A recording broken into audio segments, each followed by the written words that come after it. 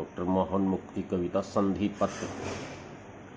सुनो राजपुरोहित, सुनो सामंत, तुम भी सुनो महाजन, तुम इसे संधि पत्र समझना।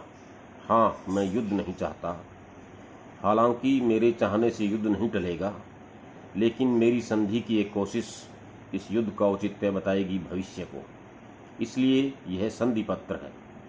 मैं तुम्हारी पालकी के बोझ से छिल चुके अपने कांधों पर नहीं उठाना चाहता कोई हथियार, और साथ ही बताना चाहता हूँ कि कोई हथियार भारी नहीं है उन कांधों के लिए जिन पर तुम सवार हुए हो सदियों से। जरूरी नहीं कि हर संधि प्रस्ताव हार की आशंकित जमीन पर रेंगता हुआ मिले। कभी कभी वह रेगिस्तान पर बर्फ की तरह भी गिरता है। इस दुनिया में संधि पत्र फिलहाल पर्याय है प्रेम पत्र का। किसी भी भाषा की सबसे बेहतरीन कृति है संधि पत्र। दुर्लभ भोजपत्र के अनगिनत पेड़ इस उम्मीद में सौंपते रहे तुम्हें अपना जिस्म कि उनके खाल के किसी एक टुकड़े पर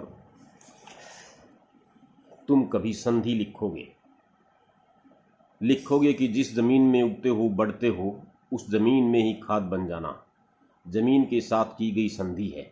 लेकिन तुमने लिखा वहाँ युद्ध का दर्शन, स्वर्ग का लालच, आत्मा की अमरता, जिस्म की असुंदरता, और साथ ही लिखा कि मेरे कांधे तुम्हारी पालकी ढोएंगे। भोजपत्र आत्मा नहीं जानते, वो चकित हैं। तुम मेरे साथ साथ उनके भी अपराधी हो। मैं भोजपत्रों का प्रवक्ता नहीं, वो तुम्हारे खिलाफ युद्ध की तैयारियां कर रहे हैं, लगभग कर चुके हैं। मैं केवल अपनी बात कहता हूँ।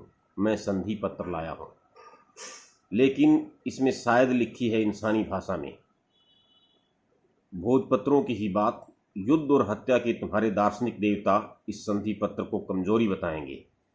इसलिए मैं कहता हूं कि तुम मेरे कांधों को कमजोर न समझना। मैं समूची पृथ्वी को उठाकर पालकी में युद्ध भूमि से दूर समय के पार ले जाना चाहता हूं, उससे बिल्कुल ही अलग और बेहतर जगह, जिसे तुम स्वर्ग कहते हो, सतयुग कहते हो। मेरी उस जगह का नाम है साम्य, सम्यक साम्य।